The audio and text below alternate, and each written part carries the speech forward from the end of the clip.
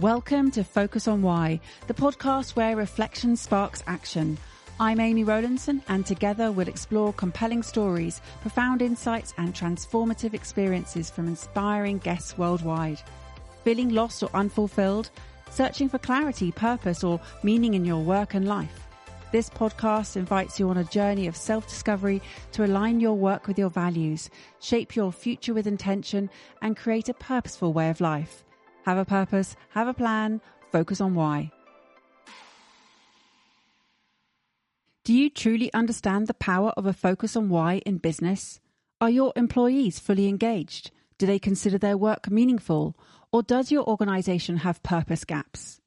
Focusing on key areas of employee engagement, contribution, fulfilment, well-being and purpose, all of which have proven links to increased productivity and profitability, I deliver inspiring, mesmerising and captivating talks and workshops providing clear, actionable steps to take. To discuss your specific business needs, reach out to me via the link in the show notes and together we can plug those purpose gaps. Today on Focus on Why, I am joined by Pete Cooper. Hello, Pete. How are you? Amy, hello. I'm good, thank you. Yourself? Yeah, very well, thank you. So what is it that you're focusing on at the moment? So I'm focusing on pursuing better for myself and for others. And that looks like in my professional life as an organisational development consultant, helping organisations maximise their performance. And at the moment in my personal life, leading a hockey club, thinking about exactly the same thing. Doing better. What are you using as a measure for that? Yeah, I think that's a great question. I think the thing for me is it's better, not best. So best to me implies a limit, whereas better just is quite a filling objective in that we can always be better. And it steers away from that sort of risk of perfectionism. And it's something I've talked about and really was one of the cornerstones of my book, The Better Human Blueprint, where it was very much around just on that permanent quest to improve, to be better, not to try and to be perfect. So in quite simple terms, it's let's do better than we did yesterday. And obviously you always want to bring in targets and goals for that. It's not about sort of soft and fluffy, no real measures, but it is just about enjoying the process and seeing and keeping moving forward. So I'm all for enjoying the process, and eliminating perfectionism is also something that I have spent a lifetime with. So I hear you. The Better Human Blueprint. How did you get to writing a book on that topic? Yeah, so I think for me, I'm really passionate about seeing an impact to what I do, and I'm passionate about developing myself, developing others. And I reached a point where I was looking out into the marketplace and I just thought there's so much out there. And I see a huge amount of overwhelm in today's society where, even just in terms of sort of self-development books, there is a huge range there. And I found when I was mentoring others or just generally chatting, it was always a case of, you should read this book, you should read this book, you should check this out. Then we got into podcasts, YouTube, and then even into social media. It then introduced that idea that actually anybody can share any advice. And you lost that sort of validation of expertise. And it was that case of, well, how do I know if something is actually beneficial or not? So for me, what I wanted to do was not just put another opinion out there, but really bring a lot of insight and bring a lot of research together and provide that in a way that's going to be in fact impactful and beneficial for people. And that's what I've tried to do with the book. So what I've done with it is each chapter links to a topic that I think leads to fulfillment. So that's kind of the theme of the book. It's finding fulfillment in your personal and professional life. And then each topic introduces you to a theme that underpins that. It's not going to give you enough detail that you'd automatically become an expert. But I think, to be honest, in day-to-day life, very few of us need to be an expert in many topics. But it says, right, here's enough so you'll understand what's going on. And then here's some practical tips, tools, and techniques to how you can apply that, how you can benefit from that straight away. And then if you're really interested in that topic, here's some podcasts, here's some books to go and check it out in a bit more detail. And I think that's the critical part for me in getting sort of shortening that gap between learning and application, but also being really clear on here's where I'm pulling from evidence-based research. So you don't have to do that legwork, and how you can benefit from it and grow straight away. So that was the big thing for me. How can I do something that's really going to make an impact, reach people, and really benefit loads of people out there? And that need to reduce the overwhelm, to provide a filter, to distill. There's so much knowledge and information that we have access to today, is more so than ever. We've absolutely at our fingertips got everything we need and more. So this distillation that you have provided using the evidence-based research, was there a particular lens that you held as a sort of a through line? I mean, you mentioned that everything was leading to fulfilment, but for you, how did you filter out all of that? Yeah, it's a really interesting one. And that sort of the filter's a really important one because it speaks to the comparison trap, which is a big one for me. And you can see, we don't have a filter on our own life, but we see everyone else's filtered life and compare it to ours. I think the sort of the lens I had was, for a lot of it, does it make sense? Is there solid evidence behind it, and will it make a difference? So psychology is my background, and I find it a fascinating topic, but I find quite a lot of psychology can just be common sense, and that's great, but it's not that interesting.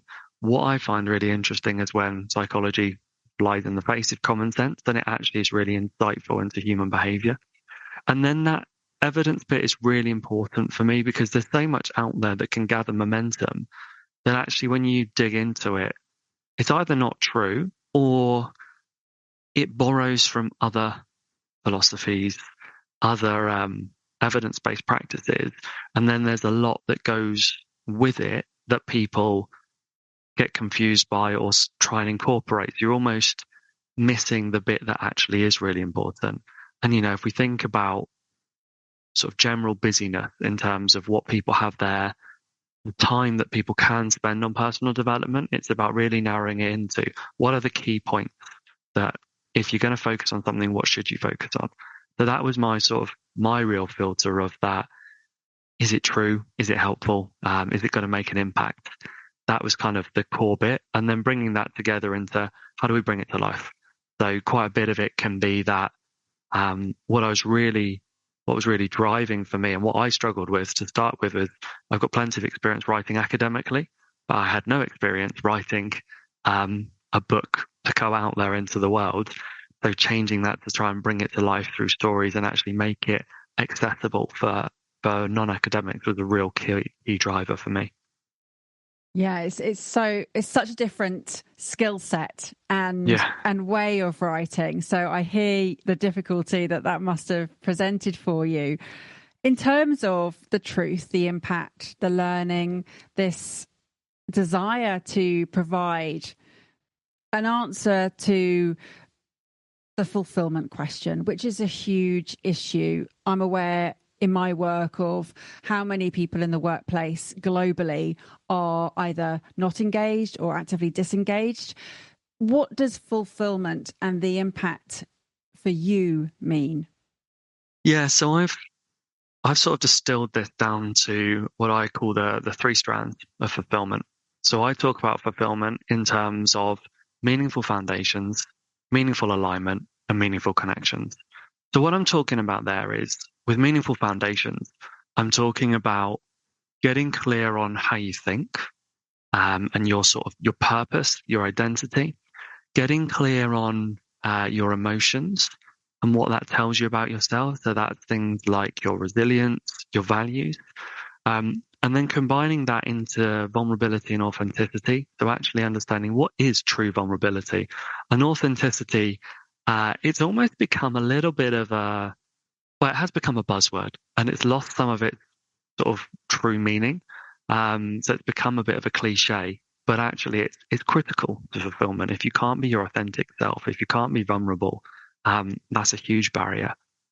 And then moving on to that, it's that meaningful alignment. So you're only going to find fulfillment when your actions align to your foundations, right? So you can know who you are and be in touch with your emotions and understand that you can be vulnerable, but if you act in a way that's totally different to that, you're not going to find fulfillment.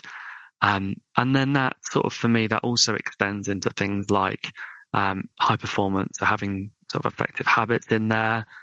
You've got things like decision making as well. And then also that meaningful connections. So we're not designed to live alone. We're not designed to not connect with anybody. So actually that piece of for true fulfillment, and that sort of that imagery of the three-stranded rope is much stronger. So we're fine by ourselves, and then for true fulfillment, coming together with others. So then I talk about that sort of contributing to an inclusive society and actually the benefit of inclusivity and diversity, as well as sort of social justice there. Stepping into a more personal life in terms of what does sort of a true relationship look like? How can we find fulfilling relationships, as well as that team working? So what are some of the secrets to high performing teams and also leadership? So it's all of those elements, and it's also getting past some of the things we've been talking about already and what I sort of brand the fulfillment foes in terms of that sort of cognitive dissonance and the comparison trap. I talk about the arrival fallacy as well as empty relationships in there. So that's kind of the framework that I've pulled together to sort of distill a lot of that research and, yeah, I guess provide some structure around what is, as you rightly say, is a huge topic. And you just spoke about arrival fallacy and cognitive dissonance, and there are so many biases that are out there in terms of awareness. However, how many people are actually aware of the bias that they bring to their everyday life? Yeah, I mean, I think it's a huge area, and I talk a lot about it in the decision making chapter around all of the biases. There's a brilliant visual you can find of, well, it's still not going to be all of the biases, but the countless biases that affect all of us. And it's absolutely naive to say, yeah, I'm not affected by biases. We all are. That simple. It's quite a hot topic, and we talk about sort of unconscious bias and whether that's a helpful term or not. And there's a brilliant author, John Amici, who talks about actually viewing it, instead of unconscious bias, viewing it as an entrenched assumption. So the sort of the reasoning there is actually then it's something that we can challenge. But yeah, we're all full of biases, and it's not a bad thing to have biases. It's a bad thing if you let your biases manifest into action. So when your bias becomes prejudice, becomes discrimination, that's when we have a problem. And that's, biases to others, let alone, so cognitive dissonance is that what I've talked about there in terms of when your actions don't match your thoughts and your beliefs, that's when you're going to get that uncomfortable feeling. That's cognitive dissonance. And you mentioned arrival fallacy. Explain in a little bit more detail what that's about. Yeah, of course. It's one of probably the biggest problems that we have in today's culture. And I think it's got worse because we can see more of other people's lives. But arrival fallacy is simply the obsession with the word yet. And it's that view of, I will be happy when I get that thing, but I haven't got it yet. And then, as many of us have experienced, that weird feeling that when we get that thing, we're not actually that happy for that long. So, that might be that pay rise, that new job, that house, that partner, that move, that holiday. It can be quite big things, or it might be just that new phone. And then we get that and we're happy for a bit, but then we return to what is our sort of core level of happiness. And that's the sort of psychological construct that underpins that is something called the hedonic treadmill. And it's that idea that we all have our own sort of base level of happiness. And actually, when we experience that, and I tried to do a social media post, you can still find it on my Instagram of me running on a treadmill whilst trying to explain this, is we're set at a certain level of happiness. Then we get a spike, and that's great, and we notice that spike.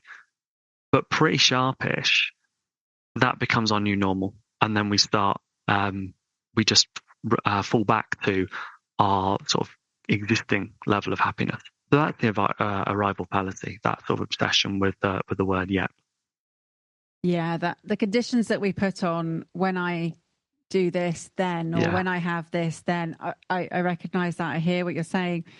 Going back to where you were talking about the inclusive society that you're endeavoring to accomplish through the awareness of what is happening in your environment, what it is that's important to you, your desire for social justice that you mentioned, and this need for diversity recognition and also the inclusivity. Where are you seeing the struggles right now in the world that is in juxtaposition or counter working against right now the diversity, inclusion desire? Yeah, I think it's a massive issue at the moment. We're seeing organisations rolling back their diversity, equity, and inclusion programs.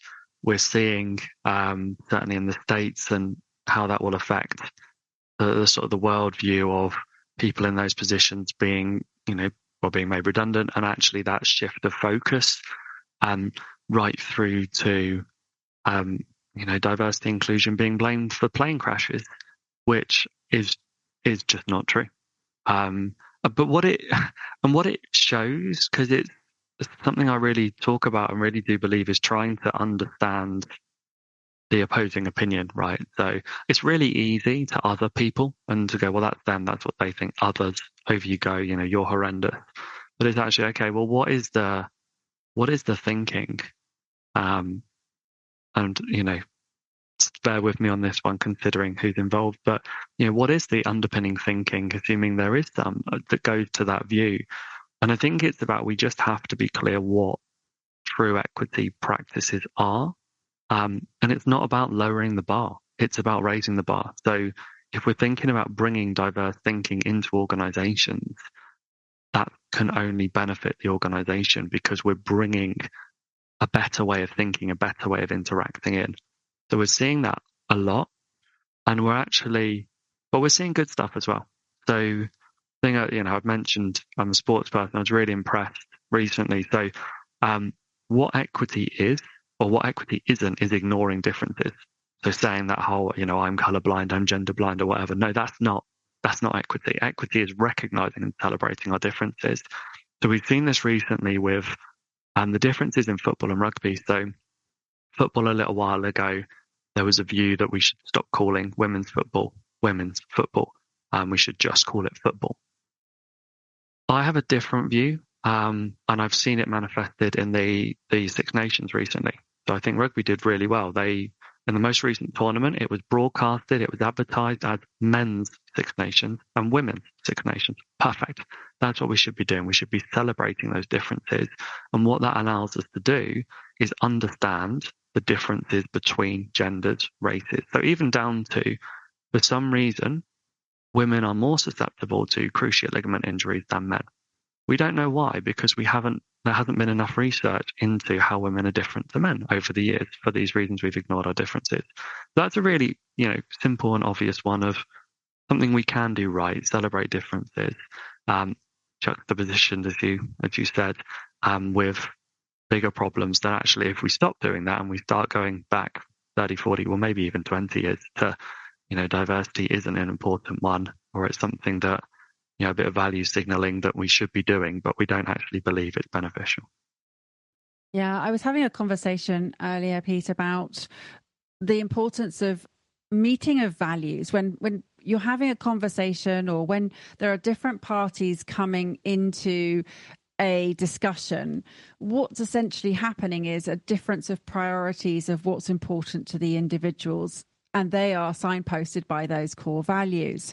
And where there is a disagreement, it's because one value sits higher for someone else than it does for the other party.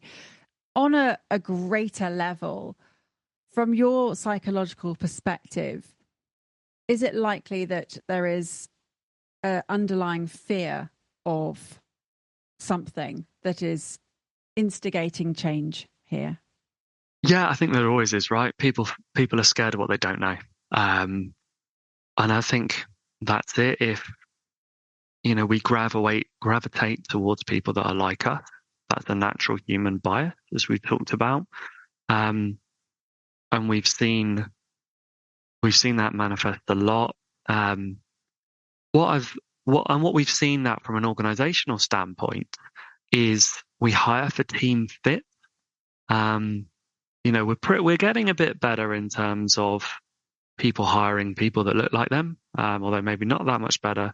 But what that has kind of grown into is we might go through some really strong evidence-based psychometric testing to get to strong candidates, and then we have this really weird thing at the end, which is, well, let's have a chat with them and assess team fit. When in fact, what we need to be thinking about is cultural contribution.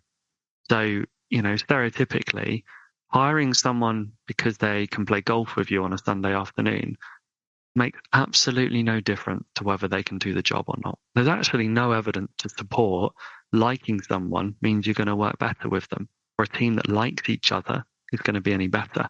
What you need to do is to be able to work productively with each other. But don't get me wrong, if everyone's hating on each other and there's flaming rows, I'm not suggesting that's the way to go. But what I'm saying is think about how people contribute to the culture that you have and will bring something different to what you have. And then think about creating an environment where people can bring that, so psychological safety, that fear, being able to contribute ideas without the fear of ridicule, quite simplistically. Create that environment where diversity can flourish. And then that sort of fear starts going away and we start to spend time with people from different cultures, understand where they're coming from, and actually start to benefit. We all love going on holiday to places that are different, and actually there's a chance there to spend time with people who are different, have a different frame of reference, see the world differently, and benefit from that. I'm with you. I totally. One of my core values is diversity, and another one is connectedness. So to have the individual, unique strengths and separate elements that we all have to bring to the jigsaw, and then we fit together in terms of the connectedness element. And I don't mean fitting in, I mean belonging. There's a difference there.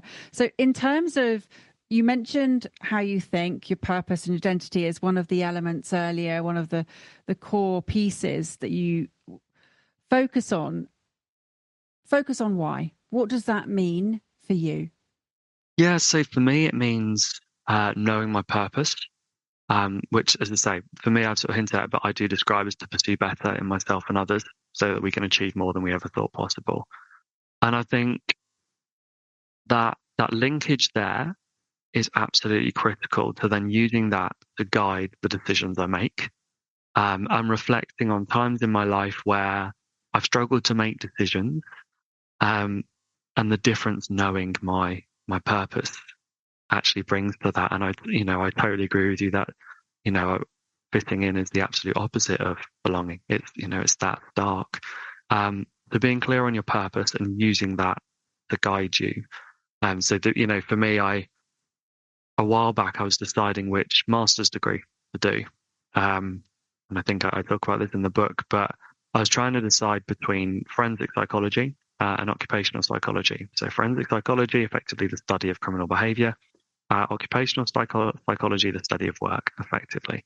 And I really ummed and ahed for a long time about it. I had experience in both, I had connections in both, I enjoyed both, I find both really interesting. And I ended up settling on occupational psychology because I saw the job opportunities as greater. And if I, look back now, if you hear my purpose to pursue better for myself and others, it's really obvious which master's degree to do. It's just really obvious. So there's that, and there's countless examples where it's an absolute guidance, and that sort of, I know we've talked about that, the why and the sort of the emotional significance that comes with the purpose. Actually, sort of that, the emotions to go with it, to go, yeah, no, this feels like the right decision. And things have worked out all right. So I think it was the right call, definitely. And yet you described it as you settled on, which kind of feels a little bit like it wasn't 100%. Yeah, that's a really interesting observation. I think it's more settling in terms of resolving that emotional turmoil rather than, oh, do you know what, I'll settle for that. Because you're right, settling has a net quite negative. But yeah, I more mean, yeah, the settling of that uncertainty to go, yeah, it's a calm, it's, yeah, of course, quite a sort of a, yeah, quite an easy decision in the end. And I know, when I now approach things, it's much clearer in terms of what I want to do. So would I, if thinking when I was writing the book, maybe a PhD is another option for myself, that pursued better for myself and others. It was the others bit, that making the impact, that really pushed me down the route of actually, no, I think a book has more potential to impact others than a PhD might for myself. Um, yeah. Yeah, it's so interesting, isn't it? Isn't it funny, the nuances of language and how it can mean so many different things? And that's why I ask for the understanding of what it means to you, because it does mean different things because of the different experiences that we've had, the paradigms that we've been exposed to, the belief systems, the values. Talking of values, what are yours? Yeah, definitely. And it's an interesting one. So we've got similarities. So um I describe my values as so authenticity, inclusion, and intentionality. So they're the three. Um, I know there's lots of different schools of thought about how many values you can have and should have, and all sorts. Um, I definitely think it's two or three is about right in terms of really doing the work to bring it down. But I've worked with plenty of people that have more.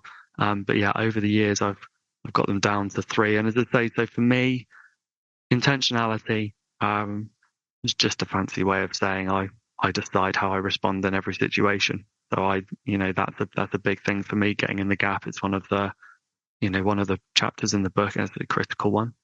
Um, Authenticity is huge for me. And actually, it's something recently that really challenged me to make some quite hard decisions at work about how I was approaching things and what I wanted to do. It's not comfortable, which is a sign. And I don't know, I'm not taking credit for it, but I love the saying, a value is not a value until it costs you something. Um, and that's definitely the case with authenticity. It would have been easier just to sit back and, play two different roles. Couldn't do it.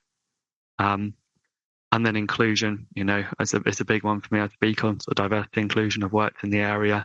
Um, it's something that's emerged for me over the years, and that emotional significance that you say is something that's really powerful, I think, for identifying your values. It was something I really over time spent myself discussing more, having stronger emotional reactions. So I was like, no, this is big for me, and something that continues to be so. What I just heard, Pete, and I don't know whether I'm just making something of nothing, but I just want to clarify.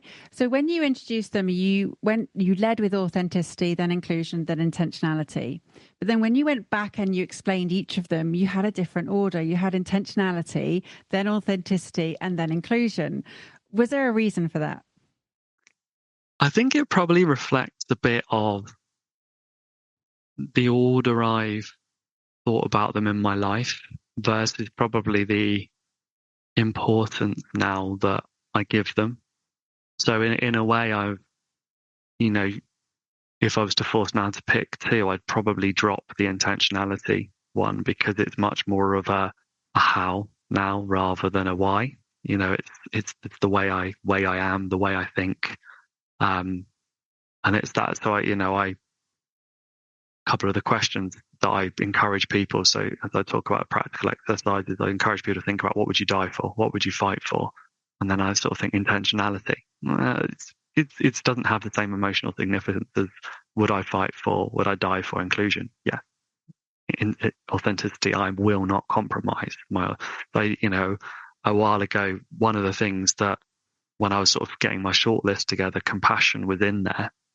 And I really fought between that authenticity and compassion. But there are times when I will say the difficult thing to really value my authenticity. I won't lie to someone to protect feelings. And that's because at its core, things like radical candor, I believe it's more helpful to be authentic. As Adam Grant says, be your authentic self unless your authentic self is an arsehole. So, there's that element of it. But it is about, authenticity done the right way is something. So I think that's probably the nuance you're hearing. So no, I think you've picked up on something really valid there. It's interesting, isn't it? Because when you were talking and I was thinking, well, that's more a route to as opposed to a value yourself. And so absolutely, I hear that. And again, I think compassion is also your route too. It's how you approach your work. So again, reason for it not being in that group. So if you were to drop intentionality as a how you're doing things, what might creep in as your third? Oh, that's a great question. I think there's got to be something around that better piece. I think, and that's probably something at the moment I do kind of group with that intentionality, because it's always like thinking about how do I improve things. And so I'm very much someone that when I do something, I do it to the best of my abilities. So I don't do everything. I'm very much, that whole, you can do anything, you just can't do everything. Absolutely model that in terms of I'm very clear at what I do, what I don't do. That's a clear area for me. So that's probably why I haven't necessarily got rid of intentionality, because I think that captures it in terms of stop, think, how do we improve? But there's definitely something there, and I don't know what you'd kind of capture that as, whether that's almost restlessness in terms of that, I can't have a value of continuous improvement. That sounds far too corporate, but it is that kind of betterness. Trying to find the one word. How would you describe it? Well, yes, it's growth and it's all about expansive learning, and that's important to you. And because of what it then allows you to do in terms of creating the impact, I'm just wondering whether it's something as simple as openness in terms of, but that would be inclusion. So maybe hearing what you've shared here in terms of what leads to fulfillment. Again, application is the way you approach things. The whole approach of what it is that you've been talking about. Maybe contribution is something that's important for you, because it's all about, again, it's a route to, but it is very much a focus of everything you're doing is how am I contributing? How am I bringing this so that it's not only possible for me, but it's also possible for others? And that is quite a large topic that has been a through line. Yeah, I think you're spot on, because it does speak to the whole feedback and things at work and in my life. I'm not someone that needs to be shouted about from the rafters. What I need to see is the work I'm doing being used. So, if someone says that's a great piece of work and then puts it in the drawer, what I'm going to see you do is put that work in the drawer and never use it. Whereas if someone goes, okay, that's fine, but then I see it being used, I'm going to take much more value from that. So I think that contribution does make a lot of sense there, definitely. And again, it's with what you're doing in your work, but it's also what you're doing in your sports environment. So it's something that's echoing and your writing of the book, but also your own personal development. It's what am I contributing here in terms of a legacy and for the infinite life, in terms of the legacy that is going to be left thereafter for others. And that's what writing a book's about. Absolutely, got infinite purpose right there. You've referenced a few people throughout, a couple of authors and just then Adam Grant. Have there been real pivotal people who have inspired you on your journey to fulfillment? Yeah, definitely. And I sort of have a section in the book about standing on the shoulders of giants, because it absolutely is. It is that. And I think, there's the big ones that I come back to that really sort of got me going into writing the book. So Professor Damien Hughes, I was very fortunate, endorsed the book. So Damien is co-host of the High Performance podcast with Jake Humphrey, which is a fantastic podcast. And I've had a few interactions with Damien, which really sort of gave me the inspiration and the conviction to write the book. So a couple of books there, and Damien's written a few himself as well. And then you've got a few others. So, Simon Sinek, I'm sure his name comes up very regularly on this podcast as a sort of an absolute leader in the world of purpose. Brené Brown, in terms of you can't talk about vulnerability without talking about Brené Brown. Adam Grant is a big one. And what I really like about Adam Grant is that he brings that evidence-based piece. And there's a couple of brilliant podcasts that Adam Grant, Simon Sinek, and Brené Brown have done together, which is great, great fun. And then the other one probably I pull on quite a bit is Stephen Bartlett. So Stephen Bartlett's now on Dragon's Den. I mean, he's all over sort of social media, and sort of someone who started with nothing and has really grown and developed, and now does the Diary of a CEO podcast and all sorts, which is again just different perspectives. They're the sort of the main ones that consistently come to mind. But I think it's also just as much about the person who mentored me in my first professional job, who still remains a mentor, and it's more of an informal thing and has been for the last 10 years. But those people who give you those pieces of wisdom, that confidence. And I still remember in that first job going into my first big meetings with sort of executives of companies and getting the sort of the last bit I got before I went into those meetings was, you've got this. If it goes well, it's on you. If it goes badly, I've got it. And it was just that gave me the confidence. And I'm sat here, 15 years later, still remembering that. So, there's plenty of sort of unsung heroes along the way as well.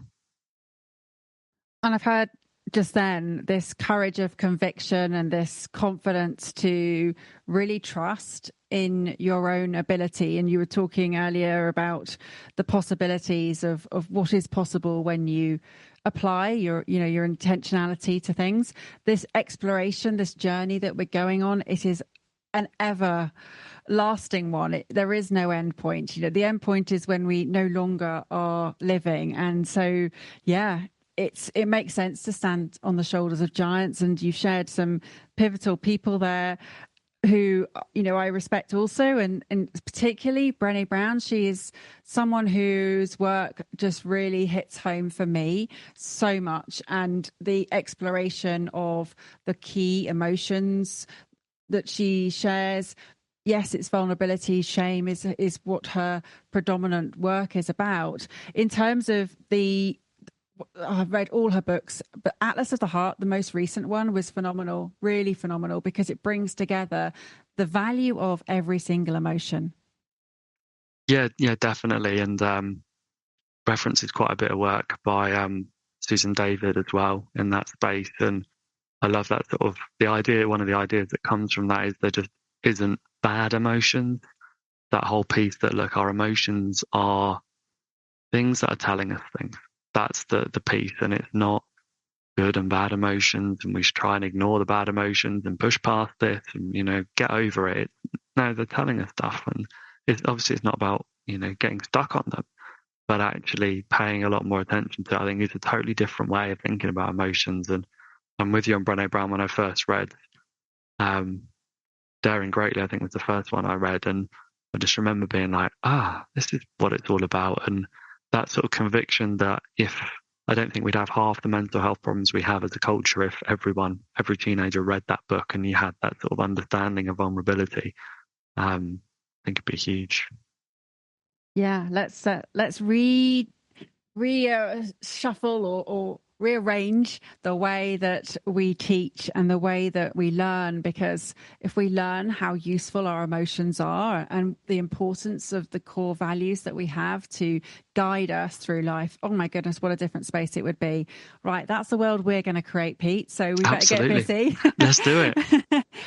Tell me, I'm sure people are saying, I'd love to know more about Pete and connect with him, find out more about his book. Where's the best place for them to reach out and connect with you?